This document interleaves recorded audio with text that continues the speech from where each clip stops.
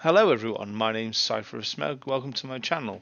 So this video, I'm going to talk about the Armageddon campaign that's been teased recently on Warhammer Community and how I think it's Games Workshop low-key trying to kind of make people forget about the Months of Shame, because you've got the Space Wolves there, you've got Angron there, you've got the Grey Knights there, and I, it seems like one of those things that Games Workshop do to go, oh, look at this new thing, and we're going to have the Space Wolves and the Grey Knights working together, and isn't this nice? We forget about all that animosity because it was BS lore that everybody nitpicks about, because the Space Wolves are basically have thicker plot armor than Cadia, and it's a load of crap, in my personal opinion. So, for those of you that don't know what the Months of Shame are, they are basically the first war of Armageddon. Angron had targeted this very strategically important world of Armageddon, which is a hive world, and arrived with a load of his followers and demons, and he had 12 bloodthirsters, I believe, at his back, and turned Armageddon basically into a bloodbath. And the Space Wolves turn up. They try and help the defenders of Armageddon to beat back Angron, and because Angron's a demon, the Grey Knights turned up and decided to slay Angron. But unfortunately for all the people of Armageddon, to see a demon in this time in Warhammer, this was before the Cilatrix Maledictum, before the current era of 40k that happened around 8th edition, when demons become more prevalent. Back in the day, demons were kept secret, because the thinking the Inquisition was, if you know demons exist, you're more likely to pray to them, which is messed up logic, but you can kind of understand it. So what the Inquisition used to do was, if you saw a demon, you would either be inducted into some kind of specialist unit that dealt with demons if you were useful enough, or you'd outright be executed so you didn't tell anybody else about demons. So unfortunately, the First War of Armageddon falls in this time period where the Inquisition had little to no F's to give. And when Angron had been defeated, and when all the demons were got rid of, they decided to execute all the civilians that had seen them. Now, Grimnar, the chapter master of the Space Wolves, had a bit of an issue with this, because he'd been fighting alongside them for months and didn't see the point of this. Bearing in mind, at this point in time, Grimnar had found a cornate axe, and somehow he became very, against killing people that knew about demons. I mean, think of that what you will, but I'm just saying. They decided to defend the civilians. So what they did was, they told the Inquisitor to, go tread dirt, and then got all the civilians and all the soldiers that they could, and tried to get them off world and disperse them that way, so the Inquisition couldn't execute them. Now, the Grey Knights and the Inquisition took a bit of dislike to this. Apparently the Grey Knights started shooting, but the Wolves didn't really respond. And then, to try and get them back for what they've done, the Inquisitors, under a flag of parley, managed to get Grimnar to come to them, and then they destroyed a few of their ships and turned around to Grimnar and went, right, we've basically got you cornered, come aboard, let's parley, let's talk about this and figure it out, which is very un-Inquisition, but again, they're Space Wolves. Grimnar, in his infinite wisdom, agreed to this, went aboard the ship, and asked who the mastermind of the ambush was for his forces. When the Grand Master of the Grey Knights, Joros, decided to confess that he didn't want to do it, but he kind of had to do it, Grimnar killed him in one strike with a cornate axe. The Grand Master of the Grey Knights. I'll say that again.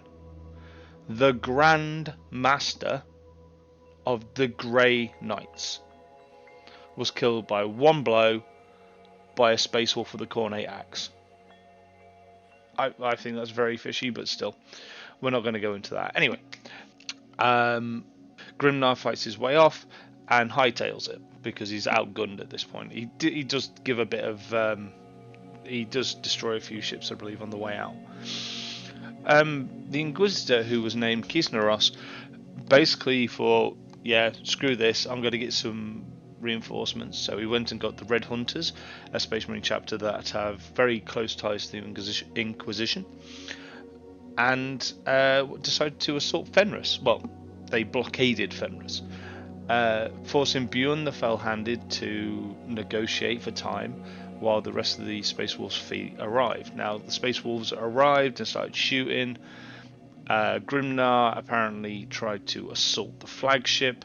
He decapitated an Inquisitor, a Lord Inquisitor, and got into a fight with a load of other Astartes as well as the Grey Knights. And then Bjorn came up and stopped it all and said, everybody calm your jets, let's go different ways. So they did. Everybody went their own way. The Inquisition obviously kept their eye on the Space Wolves, and the Space Wolves didn't really work with the Inquisition very well after that. There was an incident where Magnus the Red attacked Fenris, and the Dark Angels and the Grey Knights both came to assist, so that may have mended some fences, but it is what it is. They got to kill a Demon Prince out of it. So that's the long and short of the Monster Shame. There are obviously details that I've missed out there, but the point was only to tell you a quick rundown of it. Now the fact that the Space Wolves weren't automatically excommunicatus traitoris after that is phenomenal. There are Space Marine chapters that have been excommunicatus for so much less. The Soul Drinkers, for example, they got a bit of mutation and the Inquisition tried to wipe them out. It was a bit more complicated than that, but that's the long and short of it. They'd killed an Inquisitor, just like Grimnar did, in defense of themselves, and they got excommunicatus traitoris. The Flaming Falcons, for example, got totally wiped out because the Inquisition saw them bursting to holy flame as a curse and a negative, so they got outright wiped out for that, and they literally did nothing wrong. They just kind of combusted because it was part of their curse founding. So the fact that Grimnar wasn't hunted down like the dog he is shows how much plot armor the Space Wolves have, and that no matter what the Space Wolves do, they can do no wrong. They literally made a legion fall to chaos. They've failed to protect the Emperor at Terra. They've attacked allies. They actively do everything within the Imperium to make people hate them. Now, don't get me wrong, the Space Wolves do a lot of honourable things. They are a very interesting chapter, and they are, for the most part, on the right side of history. But the amount of stuff they do wrong would have got most other chapters sent to the sin bin. Do not pass go, do not collect $200, you're going to jail. That kind of stuff. So when I saw this trailer, which I can't show you, but I will link it in the description, so if you want to have a look at it yourself, it's only like 1 minute 30 seconds or something, so please go and have a look at it yourself. But I can give you the what they said in it. Now, it starts off with Angron has once again come to Armageddon for the fourth War of Armageddon, and the Grey Knights have arrived to meet him. And it says the Blood God's followers swarm over the planet's surface. So obviously this is not some small invasion, this is quite a large one. But unfortunately the Grey Knights can't handle this. So on the brink of annihilation, the world's defenders issue a desperate plea for aid. And it's said all reverent, like, ooh, who's going to come to them? Ooh. I'll give you one guess. Space Wolves. because they've added brand new refresh, which in my opinion is so tone deaf it's unreal. So the Space Wolves have just received an entire, well, not entire, quite a large chunk of their range refresh for Primaris Marines. Now, there's been an upgrade sprue for Space Wolves for a long time. So you could take an Primaris Marine squad, upgrade them with the sprue, and that's a perfectly effective Space Wolf squad. The Grey Knights, of whom the Space Wolves are saving in this, haven't had a range refresh since 7th edition, maybe 6th.